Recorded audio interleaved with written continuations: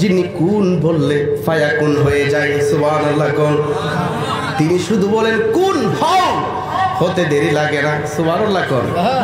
এই পৃথিবীকে হবার জন্য শুধু অর্ডার দিয়েছেন কুন কুন হও, হয়ে গিয়েছেন। সুবহানাল্লাহ কোন।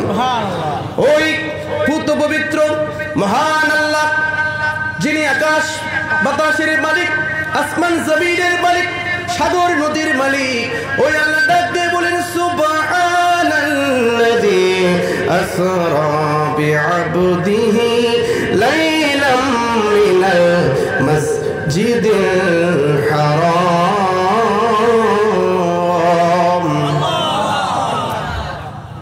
পুত পবিত্র এই মহান সত্তা, যিনি রাতের কিছু অংশের মধ্যে তার প্রিয় বান্দাকে মসজিদে হারাম থেকে মসজিদে আকসা পর্যন্ত ভ্রমণ করিয়েছেন। সুবহানাল্লাহ কইতেন না? মেরাজ রাতের কিছু অংশের মধ্যে সংগঠিত হয়েছে। আল্লাহ বলছেন রাতের কিছু অংশে মসজিদে হারাম থেকে মসজিদ আকসা পর্যন্ত আমি ভ্রমণ করিয়েছি। সুবহানাল্লাহ। মসজিদে হারাম থেকে মসজিদ আকসা পর্যন্ত আমার প্রিয় বান্দাকে আমি মেরাজ করিয়েছি। সুবহানাল্লাহ কইতেন না? মেরাজ যে আমি আমার নবীর মেরাজ স্বপ্নে নাকি বাস্তবে? বলেন বলেন, নবীর মেরাজ স্বপ্নে নাকি বাস্তবে? এই নবীর মেরাজ সশরীর নাকি স্বপ্নে? নবীর মেরাজ হচ্ছে সশরীরে। এটার প্রথম নম্বর দলিল হচ্ছে এই আয়াতের মধ্যে আল্লাহ বলেছেন আবদিহি লাইলাম মিনাল মসজিদিল হারাম। আল্লাহু আকবার। আমার প্রিয় বান্দাকে, আমার বান্দাকে মসজিদে হারাম থেকে আকসা পর্যন্ত আমি সফর করিয়েছি। একটু জোরে বলেন সুবহানাল্লাহ। এখন আমরা প্রথমে জানবো, মেরাজের আলোচনা আমি করব, আপনারা সময় দিবেন। প্রথমে জানবো মেরাজ কেন হয়েছে। যেখানে অন্যান্য নবীরা আল্লাহকে দেখতে চেয়েছেন, আল্লাহ বলে দিয়েছেন লান তারানি, নূহ নেবার, সেটা সম্ভব নয়। সুবহানাল্লাহ। মুসা কালিমুল্লাহ তুর পাহাড়ে গিয়েছে, যিনি সব সময় আল্লাহর সাথে কথা বলতো, তুর পাহাড়ে গিয়ে আল্লাহকে বলছেন ওগো আল্লাহ, আপনার সাথে কথা বলি, আপনাকে দেখি না। এটা কোনো কথা হতে পারে? এটা মেনে নেওয়া যায়? আপনাকে আমি দেখতে চাই, রব্বি আরনি, হে প্রভু আপনাকে আপনি আমাকে দেখা দেন। আল্লাহ বলছেন লান তারানি মুসা। আল্লাহু আকবার। তুমি আমাকে দেখবে না, সেই চক্ষু তোমার হয় না। অনেক আকুতি মিনতি করেছেন, অনেক ফরিয়াদ করেছেন। আল্লাহ 70,000 নূরের পর্দা থেকে একটি পর্দা ভেদ করে শুধুমাত্র একটু নূরের ঝলক দিয়েছেন। মুসা বেহুশ হয়ে গিয়েছেন, তুর পাহাড় জ্বলে পুড়ে চারপাশ হয়ে গিয়েছেন। আল্লাহু আকবার। আর আমার নবী আল্লাহর কাছে ফরিয়াদ করে নাই, উম্মে হারের ঘরে ঘুমিয়ে পড়েছেন। আল্লাহ জিবরিল আমিনকে পাঠিয়ে দিয়েছেন, দাওয়াত দিয়ে মেরাজে নিয়ে গিয়েছেন। আর একটু আস্তে কইবেন না সুবহানাল্লাহ। এটা অন্যান্য নবীর মধ্যে আর আমার নবীর মধ্যে পার্থক্য। কারণ মেরাজ করিয়েছেন আল্লাহ কেন? আমার নবীকে যেন আমার মতো বলতে না পারে। যে নবীকে আমার মতো বলে এরকম কুলাঙ্গার আল্লাহর বান্দা নবীর উম্মতে জমিনের মধ্যে আছে না নাই? বলেন, এ জোরে বলেন, আছে না ভাই? বলেন। আপনারা কেউ মনে কষ্ট আনবেন না। আমাদের দেশে, বাংলাদেশের মিজানুর রহমান আজহারি, আমি আজহারি বলি না, আহাজারি বলি, কখনো মায়েশা সিদ্দিকার শানে বেয়াদবি করে, কখনো খাদিজাতুল কুবরার শানে বেয়াদবি করে, কখনো মাওলা আলী শানে বেয়াদবি করে, আবার আমার নবীর শানে বিভিন্ন সময় বেয়াদবি করেছে বহু বছর পর। সেই আবার দেশে ফিরে এসে আমার নবীকে বলেছেন না কিন্তু কাউবয়। আমার নবীকে বলে কাউবয়। একটু জোরে কইতেন না নাউজুবিল্লাহ। আমার আল্লাহ ঘোষণা দিয়েছেন পবিত্র কোরআনে, ডাইরেক্ট ঘোষণা দিয়েছেন ওয়ালা তাকুলু রাইনা, আমার নবীকে তোমরা রাখাল বলে ডেকো না। সুবহানাল্লাহ কইতেন না? আর সেই কুলাঙ্গার, এরা মুসলিম নয়, আলেম নয়, আলেম নামের জালেম, তারা মুসলমান হতে পারে না, তারা মুসলমান নামের মুনাফিক, ইহুদিদের দালাল। দুহাত তুলে বলতে হবে ঠিক কিনা বলেন। নবী কি কাউবয় বলে, আবার কখনো বলে নবী আমার মতো। নবী আমার মতো দুশগুণী মানুষ। নবী গায়েব জানে না, নাউজুবিল্লাহ কোন। আমার নবী গায়েব জানে কি জানে না? জোরে বলেন, নবী গায়েব জানে কি জানে না? নবীর মেরাজ স্বপ্নে নাকি বাস্তবে? এ জোরে বলেন, নবীর মেরাজ স্বপ্নে নাকি বাস্তবে? এটা মানতে চায় না যারা বলে স্বপ্নের মধ্যে হয়েছে। আরে স্বপ্নের মধ্যে আমরাও তো প্রতিদিন মেরাজে চলে যাই। এটা আবার আল্লাহ রাব্বুল আলামিন কেন এই সূরার প্রথম শুরু করার সময় আল্লাহ বলছেন সুবহান, পূত পবিত্রই মহান সত্তা, পূত পবিত্রই মহান সত্তা, যে আল্লাহর প্রিয় বান্দাকে মেরাজ করিয়েছেন।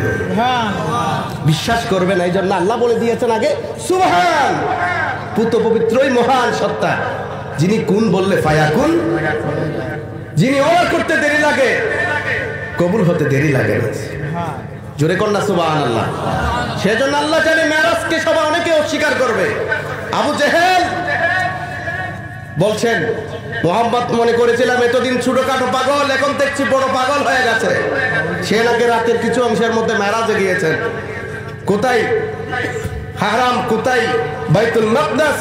সেখান থেকে নাকি প্রথম আসমান, দ্বিতীয় আসমান, তৃতীয় আসমান, চতুর্থ, পঞ্চম, ষষ্ঠ, সপ্তম, সিদরাতুল মুনতাহা ভেদ করে 70,000 নাকি নূরের পর্দা, সেখান থেকে 70,000 নূরের পর্দা ভেদ করে লা মাকানে আল্লাহর সাথে মেরাজ করে এসেছেন। এটা কি মেনে নেওয়া যায়? সিদ্দিক আকবরকে ডাক দিয়ে বলেন, হে আবু বকর, তোমার সঙ্গী মুহাম্মদ, আব্দুল্লাহর বেটা মুহাম্মদ তো পাগল হয়ে গেছে, পুরোপুরি পাগল এখন। সে নাকি মেরাজে গিয়েছেন রাতের কিছু অংশে। এটা কি মেনে নেওয়া যায়? সাইয়েদনা সিদ্দিক আকবর ডাক দিয়ে বলেন, ওগো আবু জেহেল, তুমি মনে রেখো, তুমি আগে সত্য করে বলো, এই নবী কি সত্যি আমার নবীর মুখ দিয়ে বলেছেন? বলে, হ্যাঁ, তোমার নবী যে মুখ দিয়ে বলেছেন সে নাকি মেরাজে গিয়েছেন। আসাতে সাথে হযরতে সাইয়েদনা সিদ্দিক আকবর ডাক দিয়ে বলে, সাদ্দাকনা, আমি আবু বকর সর্বপ্রথম মেনে নিলাম আমার নবী যদি মেরাজে যেতে চায় সেটা পারে, আমার নবীর জন্য সেটা সম্ভব নয়। সম্ভব, সম্ভব, সম্ভব, আমার নবীর পক্ষে সব সম্ভব। আল্লাহু আকবার। নারে তাকবীর, নারে রিসালাত। এই যুগেও অনেক আসবে, কোরআন পড়বে, হাদিস পড়বে, বড় মুফতি, বড় মুহাদ্দিস, মুফাসসির। এত দলিল দেওয়ার পরেও নবীকে তাদের মনে করতে চাইবে। নবী গায়েব জানে না, নবী মরে পচে মাটির সাথে মিশে গিয়েছে, নবী কোনো সাহায্য করতে পারে না। নাউজুবিল্লাহ করুন।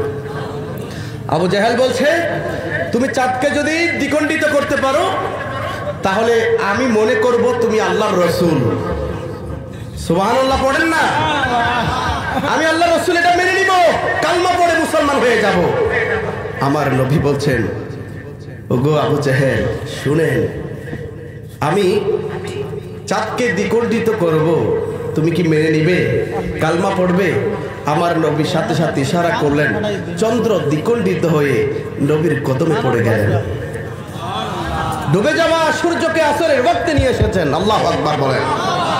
শুধু তাই নয়, সাহাবায়ে কেরাম আরজ করেছেন, ইয়া রাসূলুল্লাহ, খাবার পানি নাই, উজুর পানি নাই, তৃষ্ণায় কাতর হয়ে গেছি।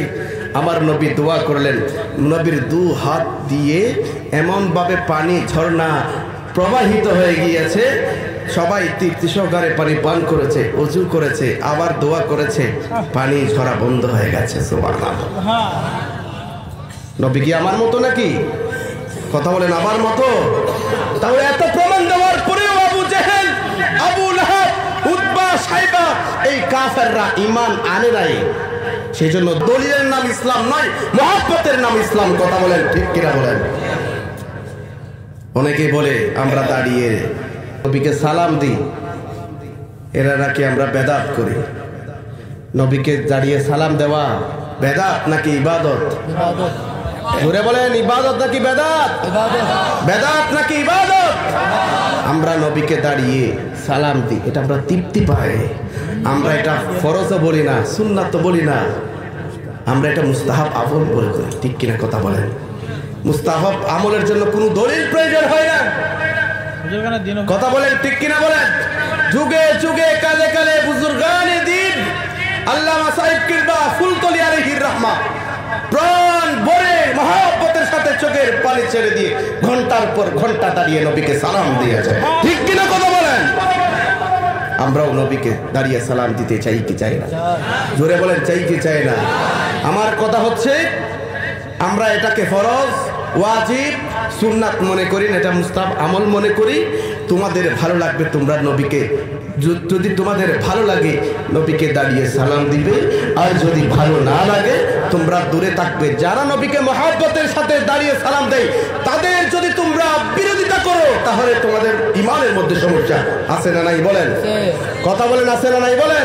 আমরা এই মিলাদ ক্যাম্প করার জন্য কখনো কাউকে বাধ্য করি নাই, করতেই হবে।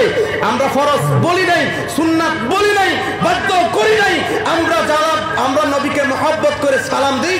আমাদের এই মিলাদ ক্যাম্পের মধ্যে তোমরা নাক গলাইতে আসবা না। তোমরা যদি বিরোধিতা করো তাহলে মনে করব তোমরা আবু জেহেল, আবু লাহাব, উতবা, সাইবার উত্তর সুরি। দুহাত তুলে বলতে হবে, ঠিক কিনা বলো?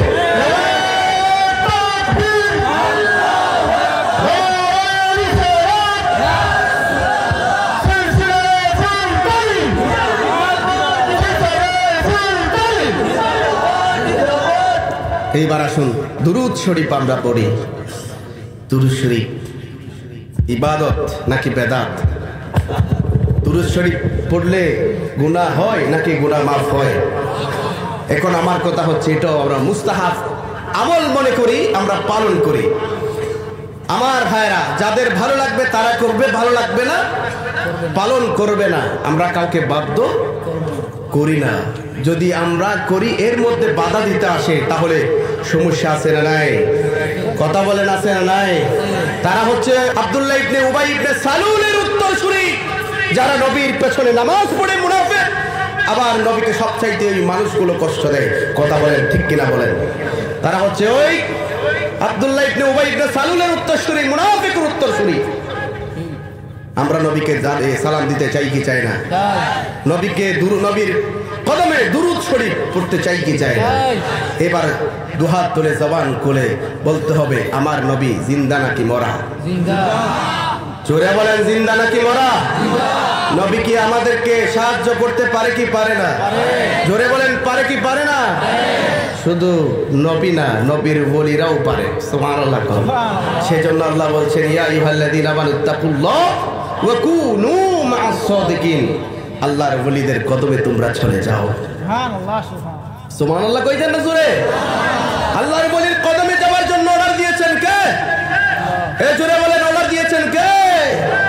আর তাদের ব্যাপারে আল্লাহ গ্যারান্টি দিয়েছেন, আলা ইন্না আউলিয়া আল্লাহ লা খাউফুন আলাইহিম ওয়া লাহুম ইয়াহজানুন। তাদের দুনিয়াতেও কোনো ভয় নাই।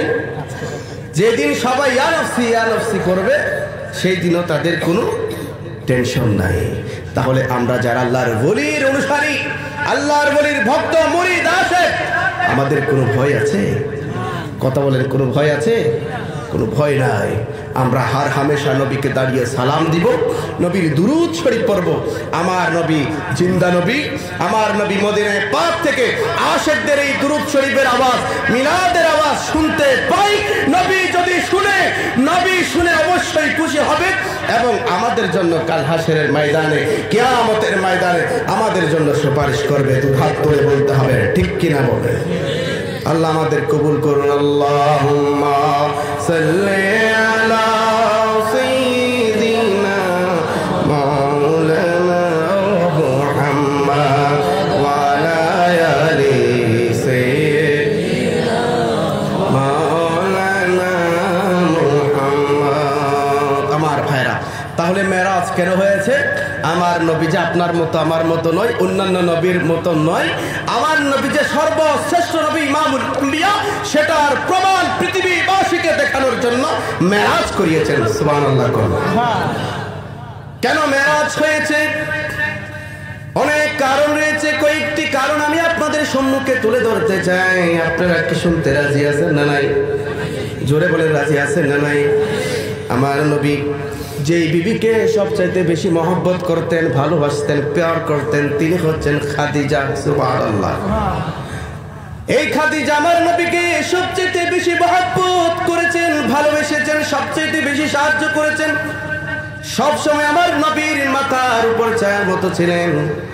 ওই খাদিজাতুল কুবরার যখন ইন্তেকাল হয়ে গেছে, আমার নবীর মনটা একেবারে ছোট হয়ে গেছে।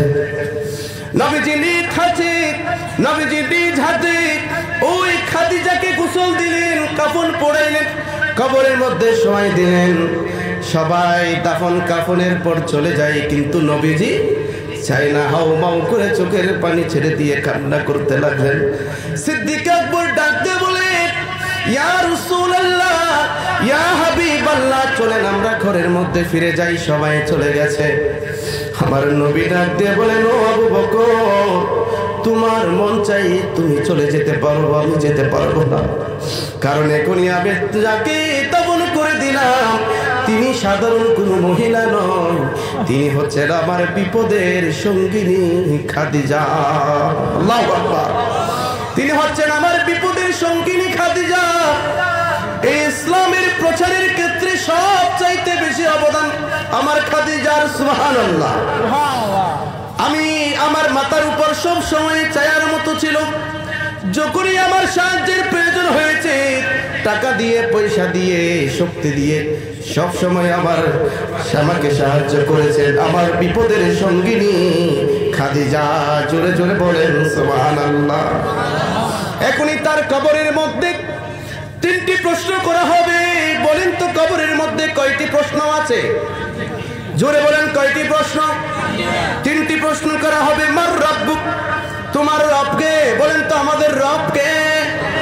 আরে জোরে বলেন, আমাদের রবকে। ওয়া মা দীনিক, বলেন তো আমাদের দিন কি। আর একটু জোরে বলেন, আমাদের দিন কি। 2টি প্রশ্ন শেষ। ওয়া মা কুনতা তাকুলু ফিহা কাহাজার রাজুল। সুবহানাল্লাহ। কোন আমার নবী চেহারা দেখিয়ে তোমাকে প্রশ্ন করবে। আর যদি তুমি নবীকে কাউময় মনে করো, নবী তোমার মতো মনে করো, তাহলে সেই দিন কিন্তু নবীকে চিনবা না তুমি। আমার নবী ডাক দিয়ে বলেন, ও আবু বকর, তোমার মন চাই তুমি চলে যাও, আমি এখন যাব না। এখনই কবরের মধ্যে 3টি প্রশ্ন করা হবে। এই 3টি প্রশ্নের আমি নবী উত্তর দিয়ে তারপর ঘরে ফিরে যাব রে আবু বকর। সুবহানাল্লাহ। সাথে সাথে জিবরিল আমিন হাজির। জিবরিল আমিন উপস্থিত হয়ে গিয়েছেন। ডাক দিয়ে বলেন, ইয়া রাসূলুল্লাহ, ইয়া হাবিবাল্লাহ, আপনি কষ্ট করে এখানে দাঁড়িয়ে থাকার দরকার নাই, আপনি চলে যান ঘরের মধ্যে। আপনার খাদিজার কবরের মধ্যে 3টা প্রশ্ন করার সময় যদি মুনকার নাকির যখন প্রশ্ন করবে, ওই মুনকার নাকিরের প্রশ্নের উত্তর দিতে যদি খাদিজার কোনো সমস্যা হয়, আল্লাহ ডাইরেক্ট ঘোষণা দিয়ে দিয়েছেন, আল্লাহ স্বয়ং নিজেই তার প্রশ্নের উত্তর দিয়ে দিবে। বলেন তো খাদিজাকে কম মহব্বত করতেন নাকি বেশি মহব্বত করতেন? জোরে বলেন। ওই খাদিজার ইন্তেকাল হয়ে গেছে, আমার নবীর অন্তরটা বড় ছোট হয়ে গেছে। আল্লাহুম্মা সাল্লি